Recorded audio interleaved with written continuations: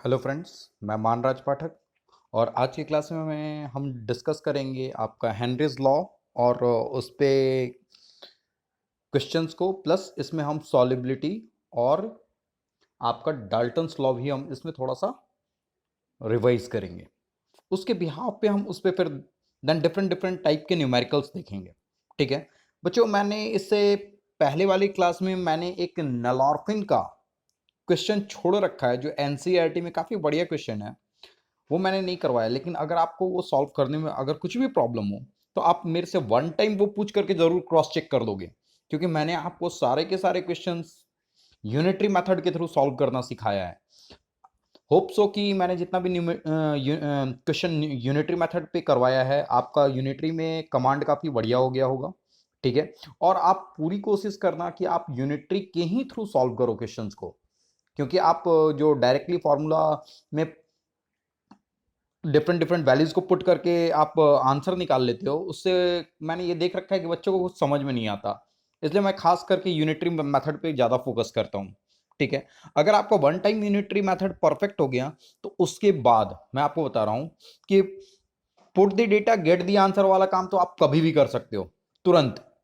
ठीक है, लेकिन यूनिटरी मेथड के थ्रू सॉल्व करने से आपका कमांड न्यूमेरिकल्स भी आपको समझ में ज़्यादा अच्छे से आता है, प्लस कैलकुलेशन भी आपका काफ़ी थोड़ा टाइम लगता है, मैं ये मानता हूं, लेकिन आपका कॉन्सेप्ट काफी क्लियर होता है। ठीक है, तो अब आज के टॉपिक को हम स्टार्ट करते हैं। तो लेट्स स्टार्ट। ठीक है, यहां पे देखिए हम लोगों ने ये पिछली क्लास में पढ़ रखा था, मैंने डिफरेंट टाइप ऑफ सॉल्यूशंस आपको बता रखा था। ठीक है, लेकिन हमारा मेन फोकस जो था मैंने आपको बताया था liquid in liquid, gas in liquid, ये हमें मेन फोकस करना है। तो अब यहां पे देखिए, सबसे पहले मैंने यहां पे क्या लिया, जो मेरा सॉल्यूट प्लस सॉल्वेंट के मिक्स करने से मुझको सॉल्यूशन बनता था। ठीक है, इस बार मेरा सॉल्यूट भी लिक्विड है, सॉल्वेंट भी लिक्विड है, इन दोनों को मिक्स करने पे जो मेरा सॉल्यूशन आएगा वो भी लिक्विड फेज में होगा, because the phase of solvent जो है वो सॉल्यूशन का जो फेज होगा same as the phase of solvent होगा। ठीक है, तो अब यहां पे देखिए मैंने क्या काम किया, जो सॉल्यूट है वो स्मॉलर अमाउंट में है और सॉल्वेंट जो है वो लार्जर अमाउंट में है। ठीक है, तो अब यहां पे देखिए, अगर दो लिक्विड्स को, सॉल्यूट और सॉल्वेंट को अगर हम मिक्स करते हैं तो तीन डिफरेंट टाइप के सिचुएशंस अराइज होंगे। अगर आपने खास करके दो लिक्विड को, सॉल्यूट और सॉल्वेंट को मिक्स किया, तो वो क्या कंप्लीटली मिसिबल है, ठीक है, पार्शियली मिसिबल है या इमिसिबल है। ठीक है, कंप्लीटली मिसिबल का क्या सेंस है, इट मींस कि फुल्ली 100% सॉल्युबल हो गया एक दूसरे में। तो उसके एग्जांपल्स जो हैं आपकी alcohol and water and benzene and टॉलिन, ये दो एग्जांपल आपका कंप्लीटली मिसिबल का मैंने यहां पे शो कर दिया। ठीक है, उसके बाद मैंने क्या बोला, पार्सली मिसिबल के कौन से एग्जांपल होंगे, वाटर एंड फिनॉल, कुछ स्मॉल अमाउंट तक इसमें वाटर में जो फिनॉल होगा वो सॉल्युबल होगा। इमिसिबल के क्या क्या एग्जांपल हो जाएंगे, water and benzene, water and टॉलिन। ठीक है, अब यहां पे देखिए मैंने क्या बोला कि खास करके जब सॉल्यूट भी लिक्विड फेज में हो और सॉल्वेंट भी लिक्विड फेज में हो, तो जो आपका सॉल्युबिलिटी है, इट मींस कि सॉल्यूट जो सॉल्वेंट में डिसॉल्व होगा, सॉल्युबिलिटी जो मैंने टर्म यहां पे यूज किया, solubility of a liquid in liquid, ये इंक्रीज करता है विथ इंक्रीजिंग टेम्परेचर। ठीक है, इट मींस कि सपोज करो कि आप इसके लिए यहां पे क्या काम किया आपने कि पार्सली मिसिबल दो लिक्विड्स को ले लिया। ठीक है, वाटर एंड फिनॉल को 25 डिग्री सेल्सियस पे चेक किया कि फिनॉल जो है वाटर में कितना सॉल्युबल है। ठीक है, उसके बाद आपने क्या किया, टेम्परेचर बढ़ा करके किया। ठीक है, उस टाइम पे चेक किया सॉल्युबिलिटी कितनी है। तो यहां पे आप ये चीज मेजर करोगे कि हायर टेम्परेचर पे जैसे जैसे आप टेम्परेचर इंक्रीज करते हो, सॉल्युबिलिटी इट मींस कि number of amount of solute in liquid आपका पर यूनिट वॉल्यूम में इंक्रीज करेगा। ठीक है, per unit volume of solvent में आपका amount of solute dissolution increase करेगा विथ इंक्रीजिंग टेम्परेचर।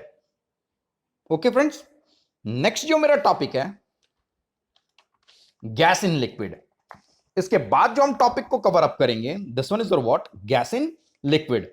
ठीक है, तो अब यहां पे देखो, खास करके मैंने आपको बोला था कि हम लोगों को दो टॉपिक ही ज्यादा डीप में स्टडी करना है, liquid in liquid and gas in liquid, ठीक है। तो अब यहां पे देखिए मैंने यहां पे क्या नोट डाउन किया, gases are generally soluble in liquid, ठीक है। जैसे ही मैंने यहां पे ये कॉन्सेप्ट आपको पुट कर दिया कि gases are generally soluble in liquid, तो इस बात को आप हमेशा ध्यान में रखना कि जो भी गैस आपका सॉल्युबल होता है उसके लिए दो क्राइटेरिया की मुझको रिक्वायरमेंट होती है, मेनली दो क्राइटेरिया की रिक्वायरमेंट होगी। एक, सबसे पहला क्या, pressure, then temperature and nature of solute and solvent, वो हम आगे फर्दर डिस्कस करेंगे। लेकिन उससे पहले देखिए मैंने यहां पे क्या बोला कि आपने ये पढ़ भी रखा होगा कि oxygen is sufficiently soluble in water which allows the survival of aquatic life in pond, river and ocean. लेकिन मैं आपको एक चीज क्लियर करना चाहूंगा कि जो ऑक्सीजन की सॉल्युबिलिटी है, आपका अगर टेम्परेचर इंक्रीज करने पे जो solubility of oxygen in water है वो डिक्रीज करता है। तो इस चीज को आप हमेशा ध्यान में रखना कि आपका विंटर सीजन में जो जितने भी एक्वेटिक एनिमल्स हैं वो आपका ईज ऑफ सर्वाइवल उनका काफी आसान होता है as compare to in hot season, ठीक है। वो इजिली सर्वाइव करते हैं विंटर में एज कंपेयर टू समर में, ठीक है। अब यहां पे देखो मैंने क्यों बोला कि मैंने टर्म एक यूज किया ईज, ठीक है। तो यहां पे देखिए सबसे इसका मेन रीजन ये है कि जो आपका amount of oxygen soluble in water, ठीक है, विंटर सीजन में ज्यादा होता है as compare to summer season, ठीक है। आप इसको इस तरीके से भी देख सकते हो कि आप खास करके कभी भी किसी भी एक्वेरियम वगैरह में कभी भी चेक कर लेना कि अगर आपका वाटर, अगर आप हॉट वाटर पुट कर देते हो तो ये ज्यादा चांसेस होता है कि हॉट वाटर का सेंस मेरा ये हो गया कि near around 40 degree Celsius, near around कुछ इस तरीके से, ठीक है। तो वहां पे आप देखना कि जो आपका फिश वगैरह जो उसमें आप एक्वेरियम वगैरह में रखते हो तो वो हो सकता है कि मे बी डेड हो जाएं या कुछ इस तरीके से, ठीक है, या उस कुछ प्रॉब्लम होना स्टार्ट हो जाएगा, ठीक है। इट मीन्स कि उनका सर्वाइवल इतना आसान नहीं होगा क्योंकि amount of oxygen soluble in water वो डिक्रीज कर जाता है। दूसरा मैंने क्या टर्म यूज किया यहां पे, नेक्स्ट कॉन्सेप्ट जो मेरा जिस पे आ रहा है, इट मीन्स मैं यहां पे एक चीज मेंशन करना चाहूंगा, solubility of O2 decreases with increase in temperature। Temperature के बढ़ने से आपका solubility of oxygen in water जो है वो डिक्रीज करता है, ठीक है। ओके फ्रेंड्स, और जैसे जैसे आप टेम्परेचर डिक्रीज करोगे सॉल्युबिलिटी इंक्रीज करना स्टार्ट करेगा। इस पॉइंट को आप ध्यान में रखना, ये बहुत ज्यादा इंपॉर्टेंट है। और ये खास करके आप देखना कि जो विंटर सीजन में आपका जो सर्वाइवल है वो ज्यादा इजियर होता है as compare to summer season, ठीक है। एक्वेटिक लाइफ उसमें ज्यादा, इट मीन्स कि मेरे कहने का सेंस ये है कि एक्वेटिक एनिमल्स होंगे उनका जो अमाउंट ऑफ ऑक्सीजन अवेलेबल होगा, amount of oxygen dissolved in water for aquatic life is more in winter season as compared to summer one। okay friends, next CO2 is highly soluble in water। मैंने यहां पे देखो दो point में यहां पे mention किया कि आप खास करके जो हेनरीज लॉ जो हम आगे चल करके पढ़ेंगे, आप जो प्रेशर क्रिएट होगा अबव द लिक्विड सरफेस वो उन्हीं गैस का प्रेशर क्रिएट होगा जो नॉन रिएक्टिंग गैसेस होंगे, जो वाटर में सॉल्युबल होंगे but non reacting in nature होंगे, ठीक है। सॉल्युबिलिटी और रिएक्शन पे दोनों दो टर्म आएगा, मैं इस पे एक क्वेश्चन भी लेकर के आऊंगा जिससे आपका कॉन्सेप्ट काफी ज्यादा क्लियर हो जाए। अब यहां पे देखो मैंने यहां पे क्या काम किया, नेक्स्ट जो मैंने यहां पे नोट डाउन किया है, NH3 is not soluble in water but it react with water to give ammonium hydroxide, ठीक है। NH3 प्लस HOH अगर आप लेते हो इट मींस H2O, मैं इसको HOH नोट डाउन करूंगा मैक्स ऑफ द टाइम में, ठीक है। इससे आप इसको जनरली बुक में H2O देखोगे तो आप कंफ्यूज मत होना। मैंने यहाँ पे क्या नोट डाउन किया, NH4OH, ठीक है। देखिए यहाँ पे मैंने मेंशन भी किया है the solubility of a gas in liquid depends on the solubility of gas, किन चीजों पे डिपेंड करता है, pressure, temperature and nature of gas and solvent, ये हम आगे चल करके डिस्कस करेंगे। लेकिन उससे पहले मैंने आपको बताया था कि हम एक चीज डिस्कस करेंगे, सॉलिबिलिटी। ठीक है, अब यहां पे देखिए सॉलिबिलिटी ओवरऑल आपका था क्या। ठीक है, तो solubility is defined as the maximum amount of solute that dissolve in a unit volume of solvent at equilibrium, ठीक है, at equilibrium at a given temperature and pressure। यहां पे देखिए कुछ बुक्स में इसको सैचुरेटेड स्टेट भी आपको शो करते हैं सैचुरेटेड कंडीशन में।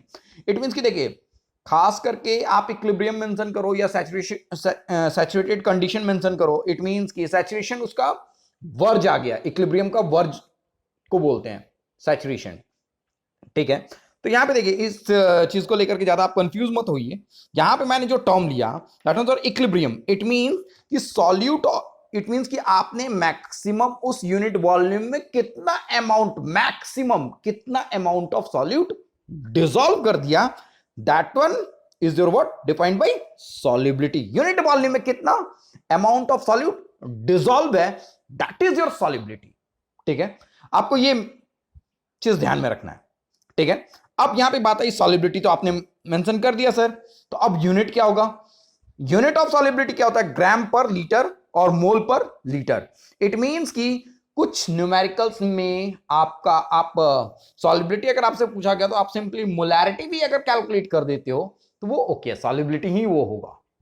ठीक है, कुछ न्यूमेरिकल्स में मैंने बोला है, या कहीं कहीं पे आप मोलैरिटी कैलकुलेट कर लो वो हो जाएगा। ठीक है, वो हम देखें किस किस टाइप के, क्योंकि इस टाइप के न्यूमेरिकल्स आपके एनसीईआरटी में हैं, मैंने इसलिए ये बात टर्म यूज किया है। ठीक है, तो अब यहां पे देखिए, और गैसेस के लिए मोल फ्रैक्शन पे आपका डिपेंड करेगा। ठीक है, वो अभी हम देखेंगे। ठीक है, तो अब यहां पे देखो मैंने क्या काम किया, factor on which solubility depends. मैंने सबसे पहले क्या बोला था? Nature of solute and solvent. ये आपने बचपन से पढ़ रखा है, like dissolves in like, like dissolve in like. ठीक है, और मैंने यहां पे क्या काम किया, इस साइड में नोट डाउन कर दिया, अनलाइक डिसॉल्व्स इन अनलाइक। ठीक है, अब यहां पे देखिए as for example HOH water plus alcohol. ठीक है, दोनों के दोनों पोलर सॉल्वेंट है, इसलिए मैंने टर्म यूज क्या कर लिया, लाइक डिसॉल्व्स इन लाइक। ठीक है, अब यहां पे देखिए ये क्या हो गया, बेंजीन एंड CCl4, दोनों अनलाइक है।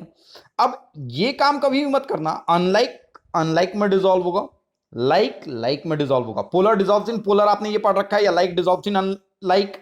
ठीक है, अब ये काम अब आप कभी नहीं करोगे कि वाटर एक पोलर और दूसरे नॉन पोलर को आप सॉल्युबल करने की कोशिश करोगे, वो सॉल्युबल नहीं होंगे। ठीक है, these are your immiscible liquids.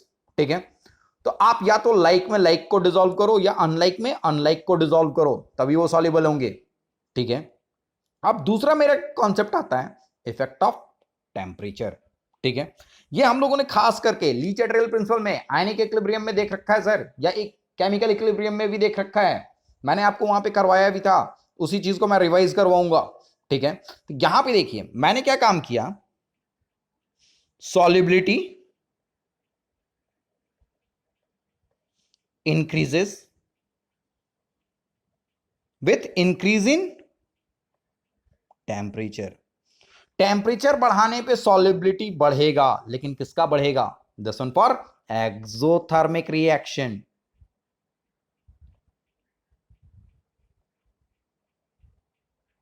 Thermic reaction, exothermic reaction के केस में क्या होगा कि आपका टेम्परेचर बढ़ाने पे सॉल्युबिलिटी इंक्रीज करेगा, एंड एंडोथर्मिक के केस में क्या होगा, solubility decreases with increase in temperature. Temperature के बढ़ने पे आपका सॉल्युबिलिटी,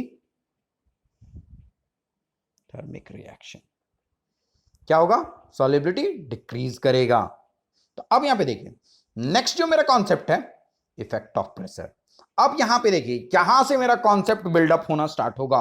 प्रेशर के आने के चलते अब मेरा यहां से अब कॉन्सेप्ट बिल्डअप होना स्टार्ट होगा, जो हम यहां पे पढ़ेंगे क्या, इफेक्ट ऑफ प्रेशर। तो यहां पे देखिए इसमें क्या हुआ कि solubility of a gas in liquid is directly proportional to the partial pressure of that gas above the liquid surface। Okay friends, तो यहां पे मैंने क्या काम किया कि किसी भी गैस का सॉल्युबिलिटी कितना वो सॉल्युबल है लिक्विड में, वो किस चीज पे डिपेंड करता है, आपका partial pressure of gas above the liquid surface. ठीक है, तो यहां पे मैंने क्या नोट डाउन किया, solubility of gas in liquid is directly proportional to partial pressure of gas above the liquid surface.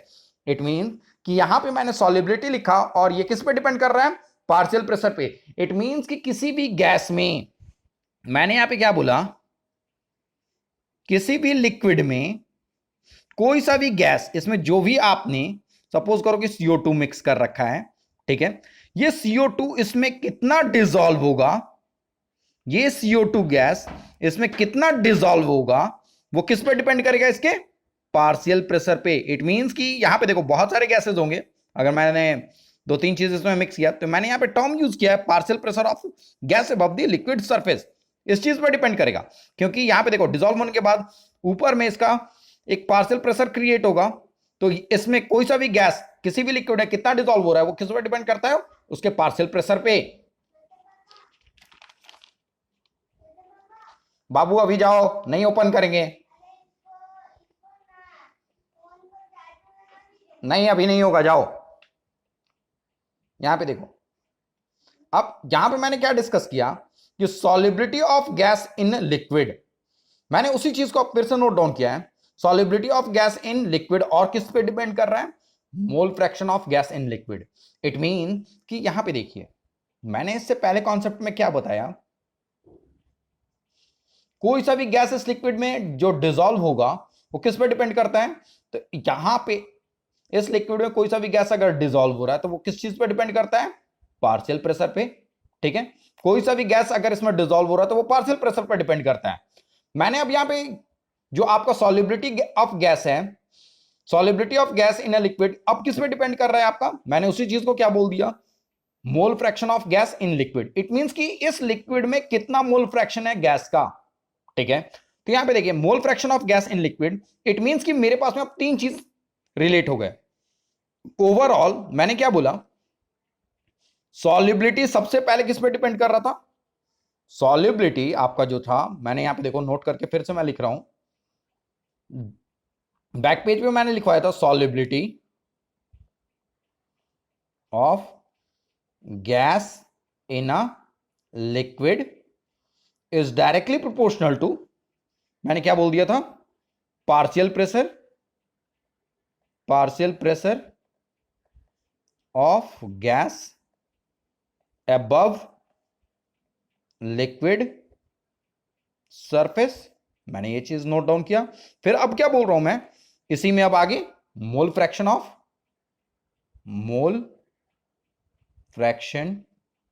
Of gas in a liquid. मैंने ये तीन चीज, इट मींस कि ये तीनों एक दूसरे के डायरेक्टली प्रोपोर्शनल में, इट मींस तब फिर मैं इन दोनों को एक दूसरे के डायरेक्टली प्रोपोर्शनल में नोट डाउन कर सकता हूं। तो मैंने इसी कॉन्सेप्ट को उठा करके यहां पे क्या नोट डाउन कर दिया, यहां पे देखिए ये कॉन्सेप्ट, इस चीज को ध्यान से देखिएगा सर। यहां पे मैंने इस वाले को मार्क किया, ठीक है, अबव वाले कॉन्सेप्ट के थ्रू इंटर रिलेट करके, partial pressure of gas above liquid surface is directly proportional to mole fraction of gas in a liquid। कितना नंबर ऑफ मोल फ्रैक्शंस आपका लिक्विड में प्रेजेंट है उस गैस का पार्शियल प्रेशर, इट मींस कि उस पर डिपेंड करेगा। जो लिक्विड सरफेस के अबव में जो पार्शियल प्रेशर उस गैस का क्रिएट होगा वो डिपेंड करेगा mole fraction of gas in a liquid पे।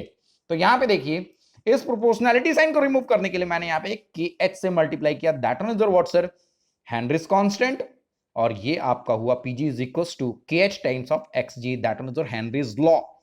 अब यहां पे देखिए, लिक्विड सरफेस के अबव में इस लिक्विड सरफेस के अबव में जो सा भी आपका, मैंने यहां पे सपोज करो कि इसमें कोई गैस मिक्स किया, गैस को सॉल्युबल किया, ठीक है, इस वाले में, इस लिक्विड में इसका xg mole fraction of gas dissolved in the liquid, तो इसके डिसॉल्व होने पे यहां पे इसका एक पार्शियल प्रेशर क्रिएट होगा above the liquid surface, that one is what, Pg, and that one Pg is equal to kh times of xg. अब यहां पे देखिए, ये तो कॉन्सेप्ट आ गया हेनरीज लॉ का। अब यहां पे वन टाइम रिवाइज कर लेते हैं, 11th क्लास में Dalton's law of partial pressure आपका था क्या, ठीक है, क्योंकि ये बहुत ज्यादा इंपॉर्टेंट रोल प्ले करेगा यहां पे। मैं इसलिए आपको ये चीज एक बार इसको डिस्कस करना चाह रहा हूं, ठीक है। यहां पे देखिए मैंने क्या काम किया कि यहां पे मैंने स्टेटमेंट नोट डाउन कर रखा है। It states that in a mixture of non reacting gases, सबसे पहले तो नॉन रिएक्टिंग गैसेस होना चाहिए, ठीक है। The total pressure exerted is equals to the sum of the partial pressure of individual gases. मैंने सबसे पहले यहां पे क्या काम किया कि सबसे पहले मैंने तीन अलग अलग कंटेनर में, तीनों कंटेनर बी वॉल्यूम के थे।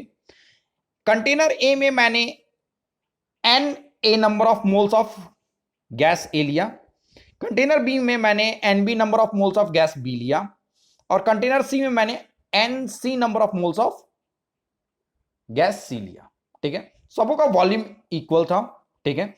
अब मैंने क्या काम किया कि इन तीनों कंटेनर से सारे गैसेस को निकाल करके सेम वॉल्यूम मेरा सेम था, तीनों गैस को मिक्स कर दिया, ठीक है। मिक्स करने के बाद अब because of collision with each other and with the wall of the container, यहां पे टोटल प्रेशर जो एक्सर्ट हुआ वो PT था, that means PT is what, total pressure. अब PA, PB और PC जो अलग अलग कंटेनर में हम लोगों ने सबसे पहले नोट डाउन कर रखा था, these are your partial pressure of gas A, gas B and gas C respectively, ठीक है। वो मैंने जब डिफरेंट कंटेनर्स में सिंगल गैस मैंने पुट कर रखा था, तो उनका जो प्रेशर था that was these are your partial pressure, ठीक है। और जब मैंने तीनों को मिक्स करके इसमें सेम वॉल्यूम ऑफ कंटेनर में मैंने पुट कर दिया, वहां पे टोटल प्रेशर जो मेरा आया दैट वाज योर PT, ठीक है। तो अभी मैंने थोड़ी देर पहले स्टेटमेंट के अकॉर्डिंग क्या नोट डाउन कर रखा था, जो पार्शियल प्रेशर है that was the sum of, जो टोटल प्रेशर है मेरा, this one is the sum of partial pressure of these non reacting gases, it means कि PA plus BB plus PC, ठीक है।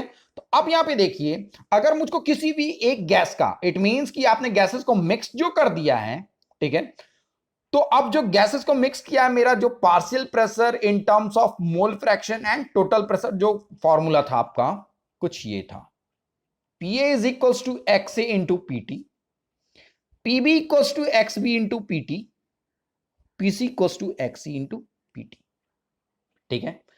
तो यहां पे PA, PB, PC जो मैंने आपको बोल रखा था, these are your partial pressure, PT जो था आपका टोटल प्रेशर था, और XA, XB, XC जो था आपका mole fraction of gas A, B and C respectively. NA, NB, NC मैंने बता रखा था number of moles of gases हैं A, B, C। मुझको XA नंबर ऑफ ये this one is mole fraction, XA निकालना है तो NA upon NA plus NB plus NC, XB निकालना है तो NB upon NA plus NB plus NC, XC निकालना है तो NC upon NA plus NB plus NC, ठीक है फ्रेंड्स। तो यहां पे मेरा ये थ्योरी पार्ट मेरा कंप्लीट हुआ। इस थ्योरी पार्ट को ब्रेन में रखते हुए हम लोगों ने हेनरीज लॉ पे क्वेश्चंस को देखना है, ठीक है। तो यहां पे देखिए, सबसे पहले कुछ बेसिक क्वेश्चंस मैंने यहां पे क्या बोला,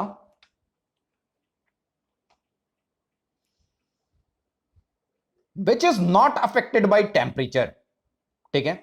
इनमें से normality, molarity and mole fraction, जो टेम्परेचर कौन सा है जो टेम्परेचर पे डिपेंड नहीं करता। तो मैंने आपको एक कॉन्सेप्ट बताया था, जिस भी फॉर्म में आपका वॉल्यूम का कॉन्सेप्ट आ जाएगा, ठीक है, वो आपका टेम्परेचर डिपेंडेंट होगा, ठीक है। तो यहां पे देखिए, इसमें क्या होता था, number of gram equivalents present in 1 liter of solution, that is our normality, it means कि this one is what sir, temperature dependent, ठीक है। ये क्या था आपका, number of moles of solid present in 1 kg of solvent. It means कि this one is temperature independent. पहला option मेरा ये हो गया, this one is your correct one. ठीक है, उसके बाद मेरा मोलैरिटी का कॉन्सेप्ट था, ये क्या था आपका, number of moles of solid present in 1 litre of solution. यहां पे भी आपका वॉल्यूम का कॉन्सेप्ट आ गया। इट मींस कि ये भी टेम्परेचर डिपेंडेंट होगा। यहां पे पूछा टेम्परेचर से अफेक्ट ना हो, इट मींस कि आपका जो ये भी टेम्परेचर डिपेंडेंट हो गया। This one is what, temperature dependent. Temperature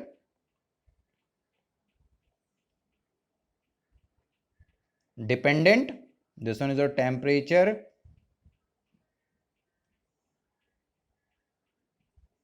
dependent. Mole fraction, mole fraction क्या था आपका, number of moles upon total number of moles होता था। ठीक है, this one is your once again temperature independent. इसके बारे में मैंने आपको काफी बढ़िया से थ्योरी भी दे रखा है।